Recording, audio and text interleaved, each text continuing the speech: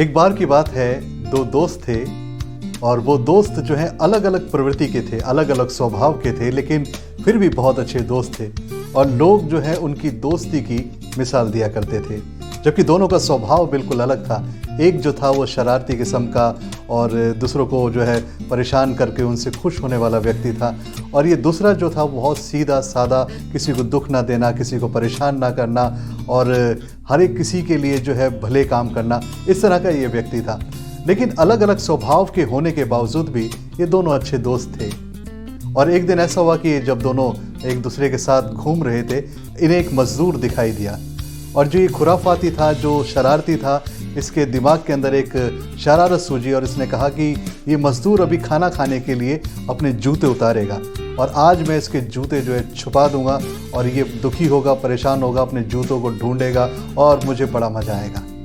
ये दूसरा वाला जो दोस्त था, इसने कहा कि तू क्यों सबको परेशान करता है, क्यों सबको दुखी करता है।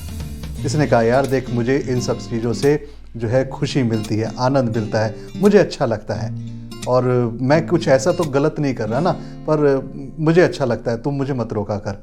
तो उसने कहा कि देख, आज एक नया एक्सपेरिमेंट करते हैं, आज कुछ नया करते हैं। और इसने कहा कि नहीं यार देख, तू हमेशा जो है तू जो नया करने की बात करता है वो सारा बोरिंग सा होता है, उसमें कोई मज़ा नहीं आता, कुछ अच्छा नहीं होता, मैं नहीं करूँगा, तेरी बात नहीं मानूंगा। इसने कहा देख, आज मेरी बात मान ले और आज के बाद जो है मैं तुझे कभी भी कोई एक्सपेरिमेंट नहीं करूँगा तेरे साथ और कभी तेरे को कुछ नहीं कहूँगा।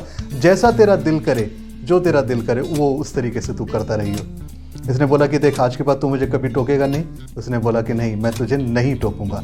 तो उसने कहा ठीक है, जैसा तू कहता है मैं तेरी बात मानूंगा। और ऐसा हुआ कि वो मजदूर खाना खाने के वक्त अपने जूते उतार कर अपने खाने के स्थान पर चला गया।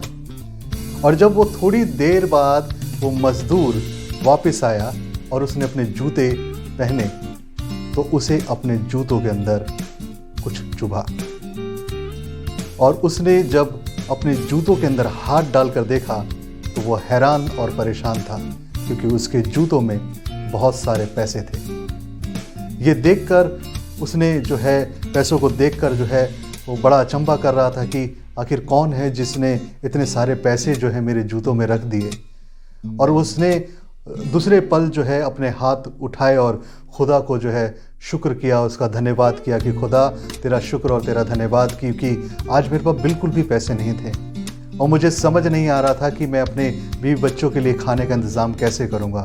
मेरी माँ जो बूढ़ी है उसको आज दवाई लेके जानी थी, आज मैं उसके लिए दवाई कैसे लेके जाता, क्योंकि आज मेरा मालिक जिसके लिए मैं मजदूरी करता हूँ वो भी नहीं आया था। मैं तेरा शुक्र करता हूँ खुदा कि तूने जो है आज इन पैसों का इंतज़ाम कर दिया। और मैं उस व्यक्ति के लिए भी दुआ करता हूँ जो ये पैसे यहाँ पर छोड़ के गया। और ये दोनों दोस्त जो हैं वहाँ खड़े हुए इन सब चीज़ों को देख रहे थे। मैं सैमसन मसीह एक बार फिर से आज के इस खूबसूरत और मुबारक दिन में आपको जय मसीह की कहता हूँ, खुशामदीद कहता हूँ।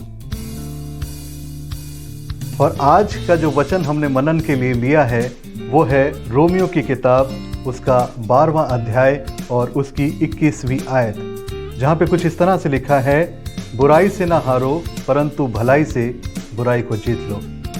ये पैसे जो उस मजदूर के जूतों में रखे थे, ये किसी और के द्वारा नहीं, ये उसी शरारती लड़के के द्वारा रखे हुए थे।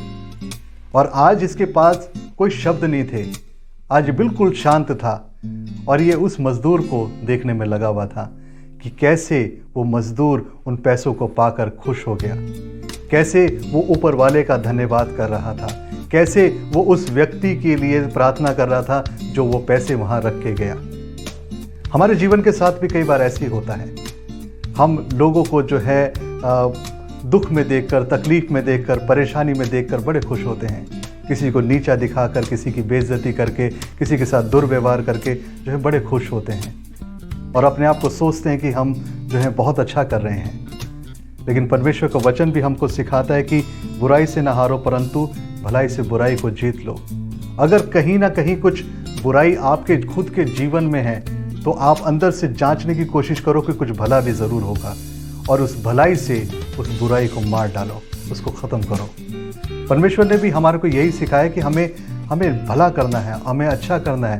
यदि तुम चाहते हो कि लोग तुम्हारे साथ भला करें तो तुम्हें क्या करना होगा? तुम्हें भी भलाई करनी होगी। और परमेश्वर जो है उसने हमें यही प्रेम सिखाया, यही दया सिखाई, करुणा सिखाई कि हम दूसरों पर भी जो है करुणा करें, उनके ऊपर दया दिखाएं और उनको जो है उस तमाम अच्छी राहों पर लेके चलें, उन्हें सत्य से रूबरू कराएं, उन्हें अवगत कराएं। यही हमारा एक उद्देश्य है जो परमेश्वर ने हमसे इस दुनिया में चाहा है कि हम एक दूसरे के लिए अच्छे और भलाई के काम करें। आइए हम दुआ करें। एक बार फिर से तेरा शुक्र और तेरा धन्यवाद पिता कि आज तूने मौका दिया कि एक बार फिर से हम अपने आप को जांच सकें, परख सकें।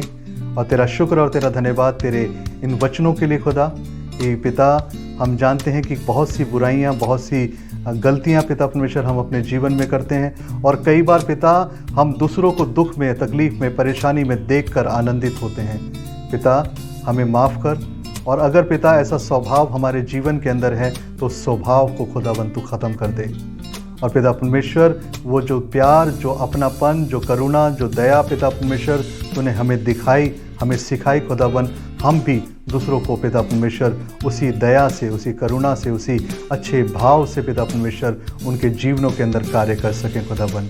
क्योंकि हम जानते हैं खुदावन कि जब हम किसी के लिए करते हैं खुदावन तो पिता परमेश्वर तू अपने पिता परमेश्वर उस आशीष से, उस बरकत से, उन पिता परमेश्वर नेमतों से हमें भर देता है खुदा।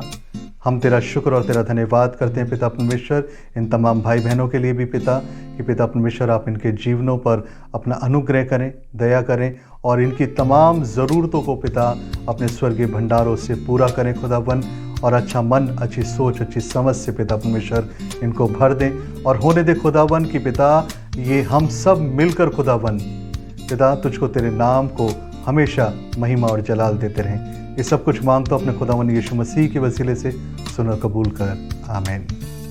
प्रभु आप सबको आशीष दे और आपको अपनी उन तमाम अच्छी बातों से भर दे जो न केवल आपके लिए परंतु आपके साथ जुड़े हुए तमाम लोगों के लिए भी आशीष और बरकत का कारण ठहरे।